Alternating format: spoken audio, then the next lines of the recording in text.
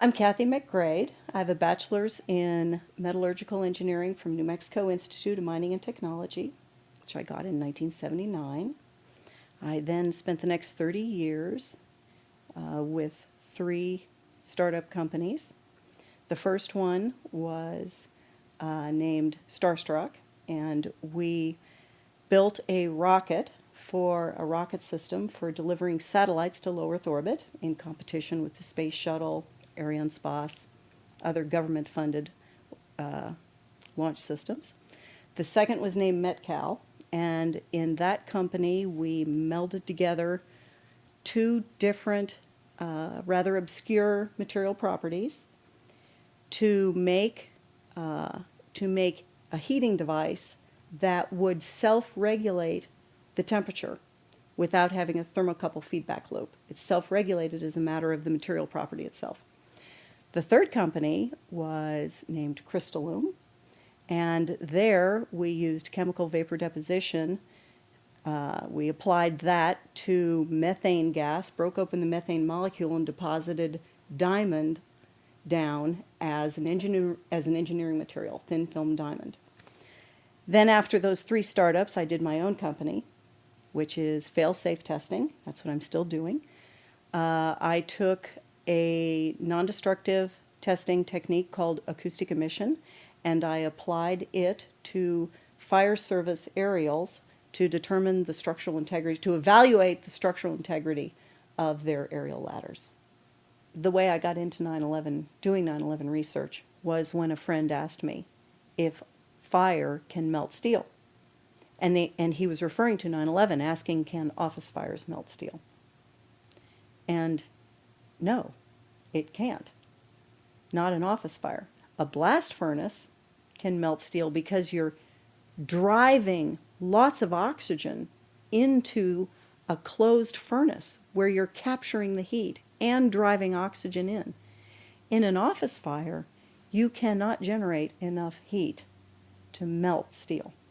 And yet we have evidence of molten iron in the microspheres, in the rubble pile, and the metal pouring out of the side of the tower. And the more and more I looked into it, the more I was horrified by what I saw. One thing I would like people to know is that you don't need to be an engineer or an architect to see what happened to those buildings. I'm asked all the time, why should we not believe the experts and what they've told us? And I always answer with this simple story. One day when I was driving my truck down the road, my truck quit suddenly. And as I was waiting for the tow truck to come, I thought to myself, well, don't just sit here like a stool pigeon. Get out of your truck, open the hood, and look underneath the hood for anything that's obviously broken. And I did that, and I checked everything. I checked the oil, I checked the oil temperature, I looked for, fan belt broken, anything, obvious things. Nothing was wrong. But when the mechanic called me and told me that I needed a new engine because it had overheated, and because it had dropped its oil and overheated, I knew he was lying.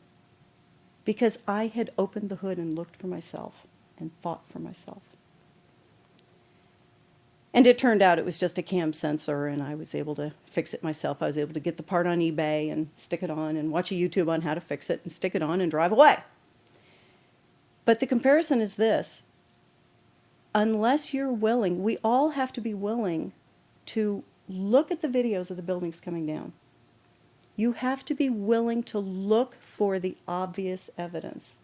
And you don't have to be a mechanic, an engineer, an architect to see if it makes sense or not, to see how those buildings fall. And then you have to be willing to listen to the expert, or you have to be willing to say to that expert who tells you, here's what happened, no, you're lying. I know that's not true. I know that's not true because I watched the video and I saw the buildings come down.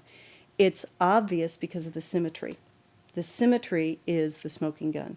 Those buildings could not have fallen in perfectly level. It's as if you take a level with a bubble in the center and watch those buildings come down, and that bubble will stay centered the whole way down. And that cannot happen with an airplane hitting one side of the building. It cannot happen that when you have asymmetric damage, you will get a perfectly symmetrical collapse. And all you need to do is look at the videos and see that. Then you have to be willing to trust what you saw and call out the lie. When you look at the evidence of 9/11, there's a preponderance of evidence. But I believe there are 3 smoking guns, and one of them is the microspheres that were found in 3 different samples from 3 independent researchers. The R.J. Lee Company, the USGS, and Dr. Stephen Jones's work. All 3 separately found these microspheres. They're perfectly round. You cannot get a perfectly round sphere of metal from the building tearing apart. The only way you can get that is by starting with a molten liquid. A liquid will create the perfectly round sphere as it solidifies.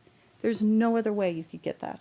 That's one of the smoking guns. The other, I think, is David Chandler's work, which is excellent, the 2 1/4 second of free fall in Building 7. And then the third one is, it is very well explained in the article, The Missing Jolt. And that explains how in the Twin Towers, there simply was not evidence of work being done. No work was done to collapse the building below. I think those are the 3 smoking guns. Beyond that, everything, there is a preponderance of other evidence that feeds those. We hear a lot about the laws of physics being violated if you believe the official story on 9/11. But we don't talk much about the laws of thermodynamics. And the same is true that if you believe the official story, then you must believe that the laws of thermodynamics were also violated. The second law of thermodynamics says that heat will always move from the hotter region to the colder region. And what that means is that you cannot get, heat will not migrate towards itself and create a concentration of heat, a concentration of much hotter zones. So therefore, for you to have molten metal in the microspheres, in the rubble pile, in that molten metal pouring out of the side of the tower, for you to have gotten that material, you had to start with a much, much hotter heat source, such as you would get with an incendiary. For you to get 2,700 degrees Fahrenheit in order to melt the steel, melt the iron, to get these spheres, these molten spheres. It's very important to understand that heat cannot move towards itself. Heat will not move towards itself to create hotter pockets. It will only move away from itself. It will only tend towards cooling. So therefore, your heat source must be something like a chemical reaction, an exothermic chemical reaction that reacts, in the case of thermite, reacts at 4,500 degrees Fahrenheit. Then, with that 4,500 degrees, as that heat moves away from itself, there's still enough heat left to do the work of melting the iron.